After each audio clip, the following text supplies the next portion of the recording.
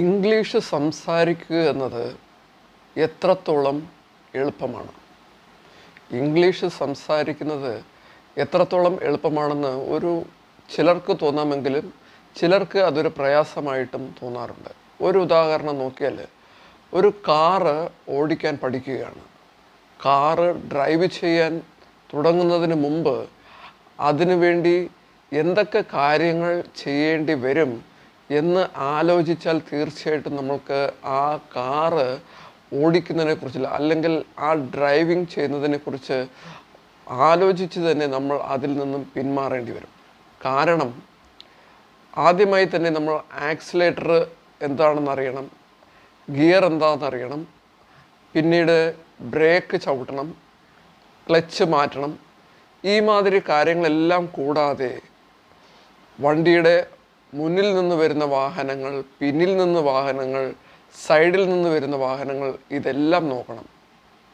അപ്പം ഇതെല്ലാം കൂടെ ഒരാളെ എങ്ങനെയാണ് ഒറ്റ സമയത്ത് മാനേജ് ചെയ്യുക എന്ന് ആലോചിച്ച് തുടങ്ങിയാൽ നമുക്ക് ഡ്രൈവിംഗ് പഠിക്കുന്ന കാര്യത്തിൽ നിന്നും പുറകോട്ട് പോകും എന്നതിൽ സംശയമില്ല. എന്നാൽ നമ്മൾ പലരും കണ്ടിട്ടുണ്ട്, ചിലർ തെറ്റാണെങ്കിൽ പോലും ഈ സാഹചര്യത്തിൽ ഞാൻ പറയുകയാണ്, ഒരിക്കലും അത് ചെയ്തുകൂടാത്തതാണ്, അത് നിയമവിരുദ്ധവുമാണ്.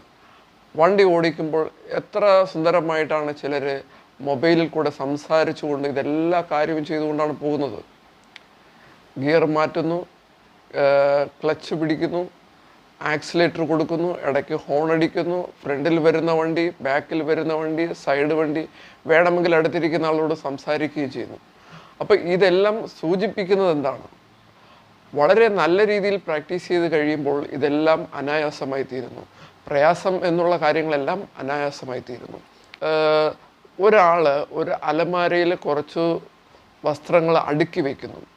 അദ്ദേഹത്തിന് അത് കൃത്യമായി പിറ്റേന്ന് അല്ലെങ്കിൽ അവസരം വരുമ്പോൾ എടുക്കാൻ വളരെ എളുപ്പമാണ്. കാരണം അദ്ദേഹത്തിന് അറിയാം, അല്ലെങ്കിൽ ആ വീട്ടമ്മയ്ക്ക് അറിയാം ഇത് എവിടെയാണ് അടുക്കി വെച്ചേക്കുന്നത് എന്നുള്ളത്. അതും പ്രകാരം വളരെ എളുപ്പത്തിൽ തന്നെ എടുക്കുവാൻ പറ്റും. എന്നാൽ വേറെ ഒരു വ്യക്തി ഇതെല്ലാം കൂടെ എങ്ങനെയെങ്കിലും വലിച്ചു വാരിയിടുക, ആ അർത്ഥം അങ്ങനെ തന്നെ പറയാൻ പറ്റുള്ളൂ, എന്നാൽ മാത്രമേ അത് നിങ്ങൾക്ക് കൃത്യമായിട്ട് മനസ്സിലാക്കാൻ പറ്റുള്ളൂ. അതുകൊണ്ടാണ് ഞാൻ പറയുന്നത്, ഇത് എല്ലാം വലിച്ചു വാരി എവിടെയെങ്കിലും ഇടുകയാണെങ്കിൽ ഇത് അത്യാവശ്യം വരുമ്പോൾ ഇതിൻ്റെ പുറകെ നടന്ന് ചിലവാകുന്ന സമയവും ചിലപ്പോൾ നമ്മൾക്ക് കിട്ടാതെ വരുമ്പോൾ നമുക്ക് ഉള്ളത് കൊണ്ട് തൃപ്തിപ്പെടേണ്ട അവസ്ഥയും വരും.